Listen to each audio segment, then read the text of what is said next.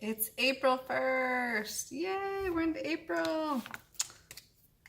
We are back for the Bible in a Year Challenge readings. And for April 1st, we're going to be reading Joshua 7 through 8, Ecclesiastes 4, 7 through 16, and John 7. So here we go. Joshua chapter 7. Ai defeats the Israelites. But Israel was unfaithful concerning the things set apart for the Lord.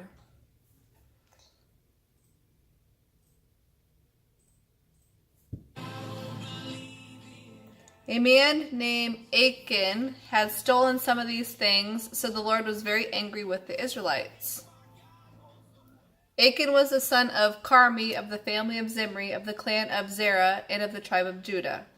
Joshua sent some of his men from Jericho to spy out the city of Ai, east of Bethel, near Bethaven. When they returned, they told Joshua, "It's a small town, and it won't take more than 2,000 or 3,000 of us to destroy it.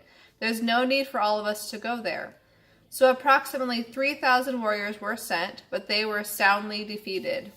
The men of Ai chased the Israelites from the city gate as far as the quarries, and they killed about 36 who were retreating down the slope.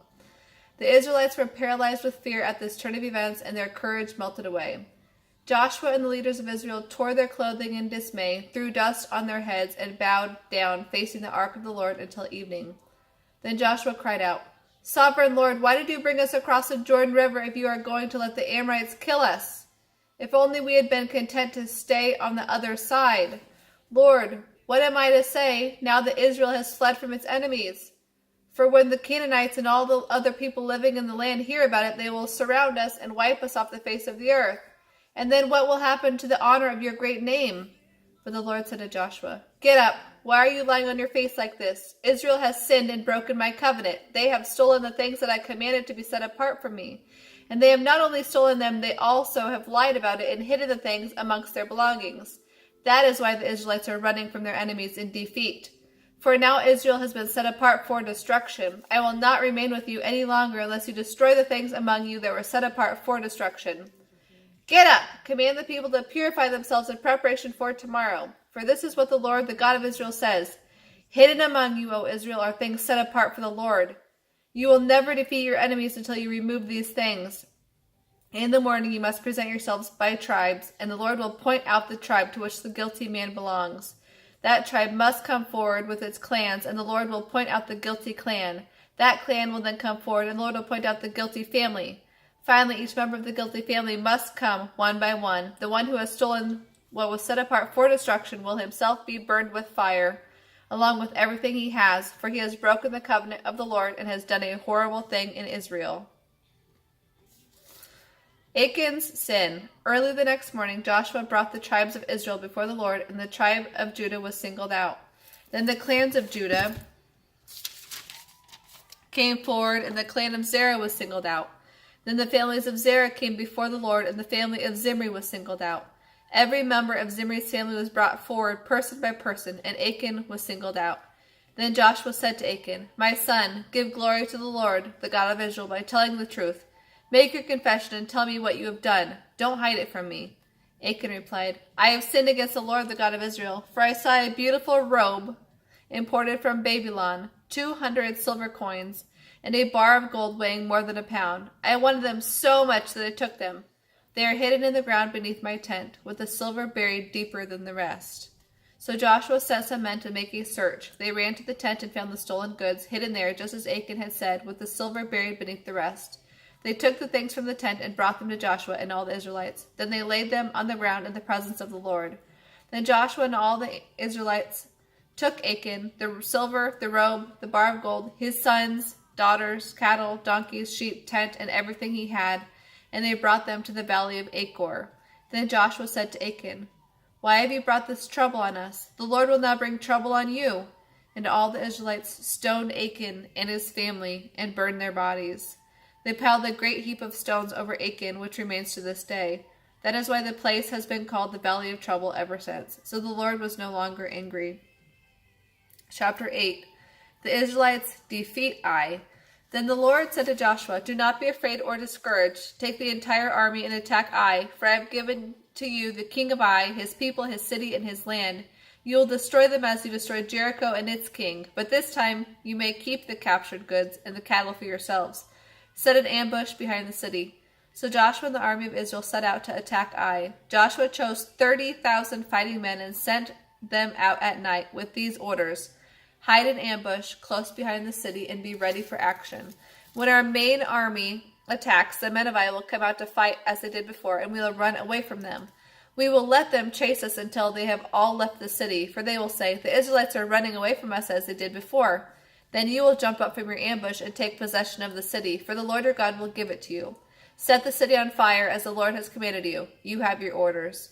So they left that night and lay in ambush between Bethel and the west side of Ai. But Joshua remained among the people in the camp that night. Early the next morning, Joshua roused his men and started toward Ai, accompanied by the leaders of Israel.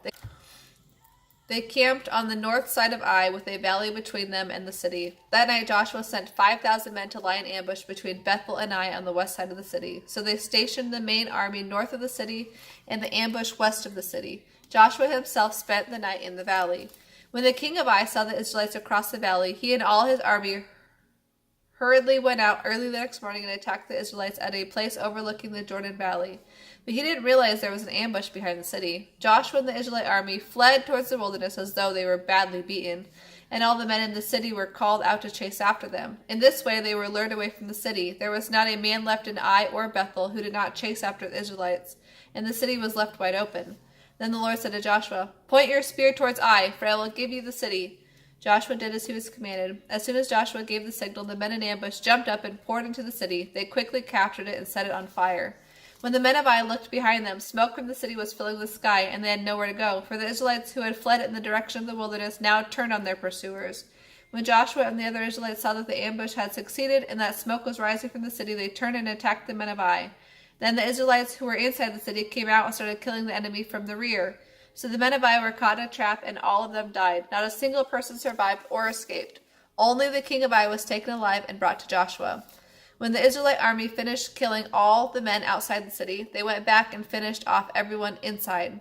So the entire population of Ai was wiped out that day, 12,000 in all. For Joshua kept holding out his spear until everyone who had lived in Ai was completely destroyed. Only the cattle and the treasures of the city were not destroyed, for the Israelites kept those for themselves, as the Lord had commanded Joshua. So Ai became a permanent mound of ruins, desolate to this very day. Joshua hung the king of Ai on a tree and left him there until evening. At sunset, the Israelites took down the body and threw it in front of the city gate. They piled a great heap of stones over him that can still be seen today. The Lord's covenant renewed. Then Joshua built an altar to the Lord, the God of Israel, on Mount Ebal. He followed the instructions that Moses, the Lord's servant, had written in the book of the law. "Make me an altar from stones that are uncut and have not been shaped with iron tools." Then on the altar they presented burnt offerings and peace offerings to the Lord. And as the Israelites watched, Joshua copied the laws of Moses onto the stones of the altar.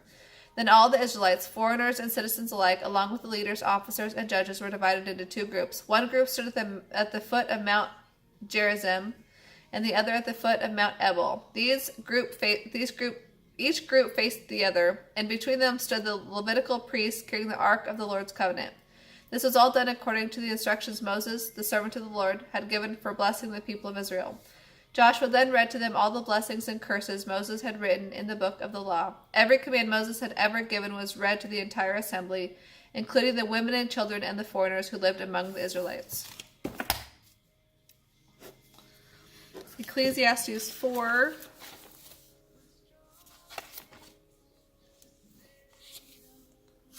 Seven through 16. The advantages of companionship.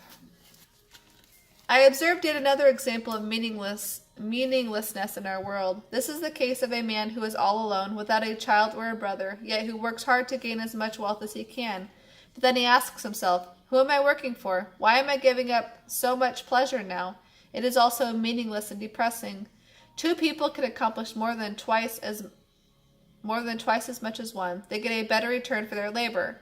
If one person falls, the other can reach out and help. But people who are alone when they fall are in real trouble. And on a cold night, two under the same blanket can gain warmth from each other. But how can one be warm alone? A person standing alone can be attacked and defeated, but two can stand back to back and conquer. Three are even better, for a triple braided cord is not easily broken. The futility of political power. It is better to be a poor but wise youth than to be an old and foolish king who refuses all advice. Such a youth could come from prison and succeed. He might even become king, though he was born in poverty. Everyone is eager to help such a youth, even to help him take the throne. He might become the leader of millions and be very popular. But then the next generation grows up and rejects him. So again, it is all meaningless, like chasing the wind. And John 7. Jesus and his brothers.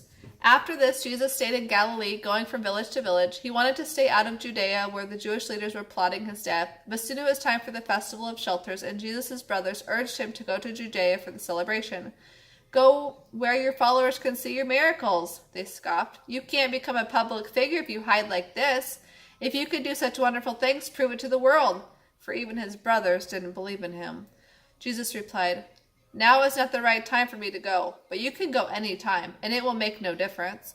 The world can't hate you, but it does hate me because I accuse it of sin and evil. You go on. I am not yet ready to go to this festival because my time has not yet come. So Jesus remained in Galilee. Jesus teaches openly at the temple, but after his brothers had left for the festival, Jesus also went, though secretly, staying out of public view. The Jewish leaders tried to find him at the festival and kept asking if anyone had seen him. There was a lot of discussion about him among the crowds. Some said, He's a wonderful man, while others said, He is nothing but a fraud, deceiving the people. But no one had the courage to speak favorably about him in public, for they were afraid of getting in trouble with the Jewish leaders. Then, midway through the festival, Jesus went up to the temple and began to teach. The Jewish leaders were surprised when they heard him. How does he know so much when he hasn't studied everything we've studied? They asked.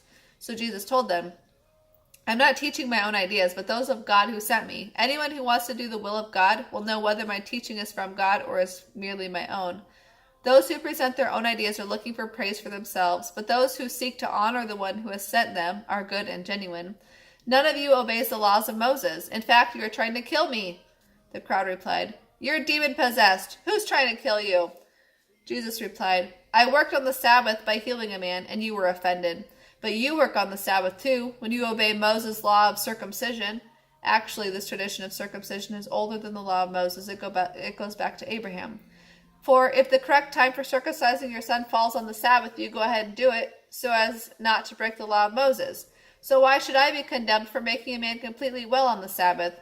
Think this through, and you will see that I am right. Is Jesus the Messiah? Some of the people who lived there in Jerusalem said among themselves, Isn't this the man they are trying to kill? But here he is, speaking in public, and they say nothing to him.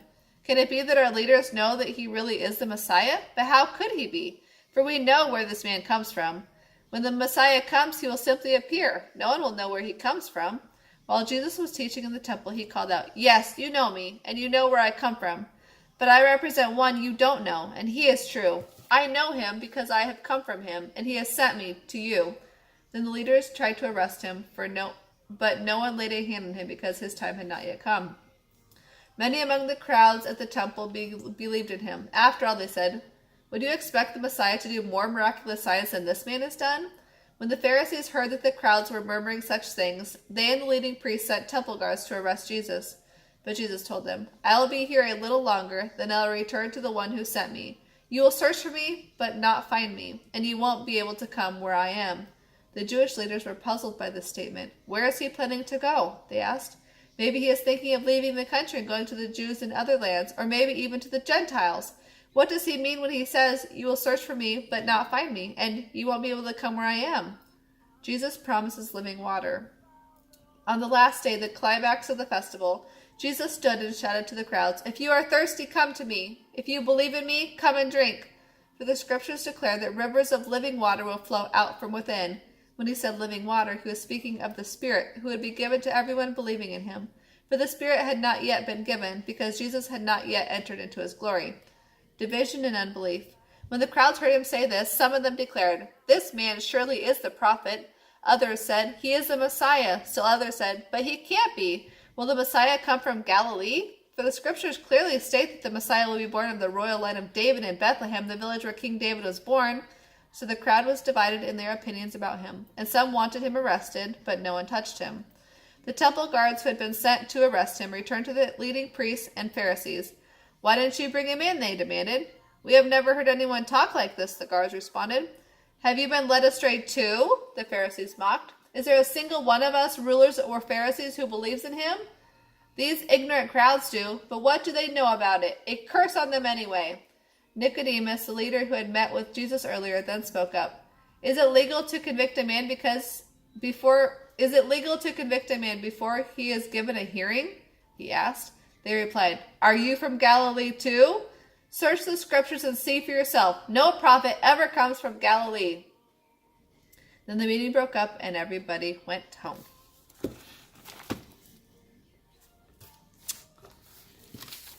That is all for April 1st reading. For April 2nd, it says to reflect on God as friend. And I will see you on April 3rd.